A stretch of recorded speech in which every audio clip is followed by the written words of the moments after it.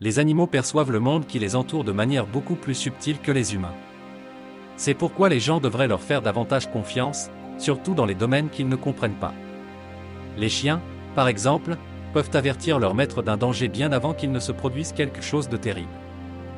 Malheureusement, certaines personnes ignorent les signaux que leur envoient leurs animaux.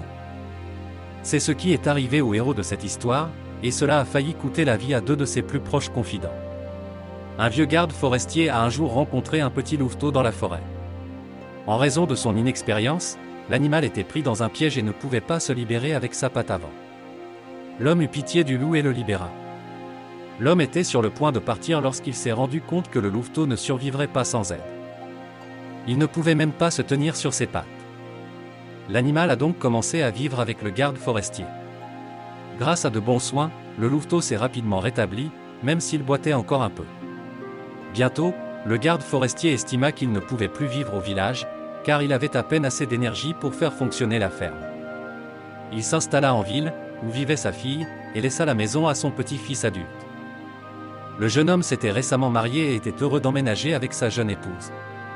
Après un certain temps, la famille attendait un nouveau membre. Ils allaient avoir un fils.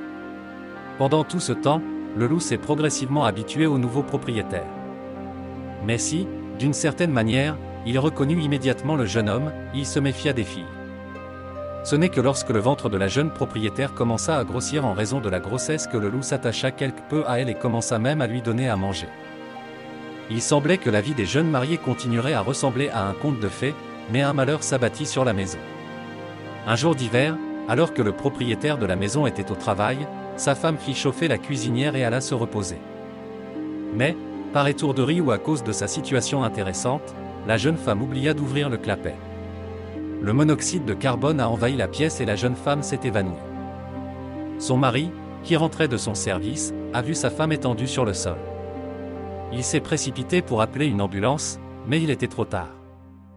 L'ambulancier lui a dit qu'il ne pouvait malheureusement pas l'aider. L'homme était accablé de chagrin, assis à côté de sa femme morte et pleurant en silence. Soudain, la porte s'est ouverte et son loup est entré dans la pièce. Jusqu'à présent, il avait rarement demandé à entrer dans la maison, mais pour une raison quelconque, il poussa la porte avec sa patte, s'approcha du corps de la défunte et le regarda longuement. Soudain, le loup s'est levé d'un bond et a commencé à lécher les mains de la défunte, puis a essayé d'atteindre son visage. L'homme s'est mis en colère, a chassé l'animal à l'extérieur et l'a suspendu à une chaîne. Toute la nuit, le loup hurla dans la cour comme s'il était devenu fou. Le jour de l'enterrement arriva. Lorsque le jeune veuf eut accompli toutes les formalités désagréables, il rentra chez lui et s'enferma dans la cuisine. Le loup sortait sans cesse et essayait de mordre sa chaîne. L'homme voulut même l'abattre, mais il s'approcha de son animal de compagnie et lui enleva son collier. Le chien s'est immédiatement enfui dans la forêt, en direction du cimetière. L'homme n'y a pas prêté attention, cela ne l'intéressait plus. Le matin, il accompagna les parents de sa défunte épouse pour leur rendre visite. En approchant du cimetière, ils virent qu'il se passait quelque chose derrière la clôture. La tombe était à moitié creusée et son loup s'y tenait. Il essayait de déterrer son propriétaire. Les gens s'indignèrent et commencèrent à le chasser de la tombe. Mais soudain, ils entendirent un gémissement. Il venait d'en bas. Quelques minutes plus tard, les hommes s'essuyèrent les mains dans le sang et sortirent le corps de la malheureuse. Elle était vivante. Et un autre petit cœur en elle battait encore faiblement. La femme et la fillette ont été sauvées.